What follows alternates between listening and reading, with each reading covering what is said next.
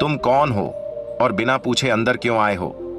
लड़के ने नम्रता से अपना परिचय दिया और कहा, मैं रास्ता भटक गया हूं और रात गुजारने के लिए यहां ठहरना चाहता हूं।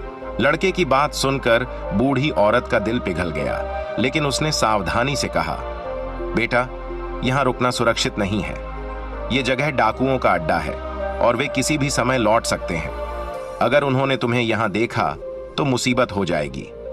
लड़के ने जवाब दिया, माँ जी, इतनी अंधेरी रात में मैं कहीं और जा भी नहीं सकता। अगर बाहर गया तो जंगली जानवर मुझे खा सकते हैं।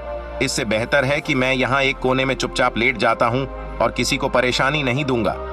यह कहकर वह लड़का एक कोने में जाकर लेट गया। कुछ समय बाद डाकू वहां लौट आए। उन्होंने जब बाहर एक अनजान घोड़ा बंधा देखा तो बूढ़ी महिला से इसके बारे में पूछताछ की। बूढ़ी महिला ने उन्हें बताया, इसका नाम अर्जुन है और यह बहुत नेक बच्चा है। यह राजा का संदेश लेकर महल जा रहा है। डाकुओं को यह सुनकर कुछ शक हुआ, क्योंकि वे राजा के इरादों के बारे में अच्छी तरह से जानते थे। संदेह होने पर उन्होंने अर्जुन की जेब से चिट्ठी निकाली और उसे पढ़ना शुरू किया।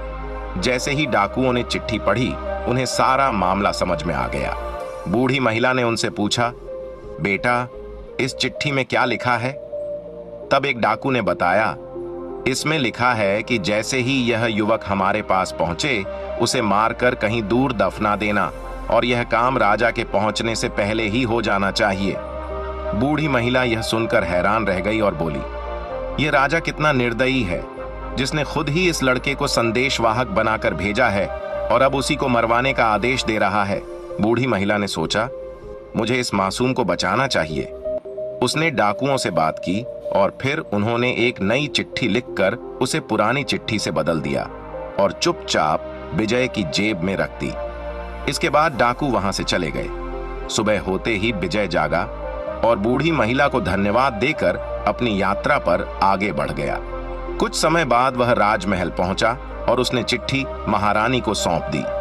महारानी ने चिट्ठी पढ़ी तो उसमें लिखा था कि यह युवक अत्यंत बुद्धिमान और योग्य है और यह राजकुमारी के साथ विवाह करने के लायक है। इसलिए मेरे आने से पहले ही इसका विवाह राजकुमारी के साथ कर दिया जाए।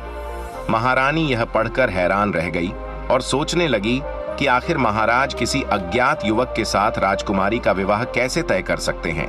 लेकिन जब उन्होंने देखा कि चिट्ठी पर राजा की मुहर लगी हुई है, तो उन्हें विश्वास करना पड़ा कि यह युवक झूठ नहीं बोल रहा।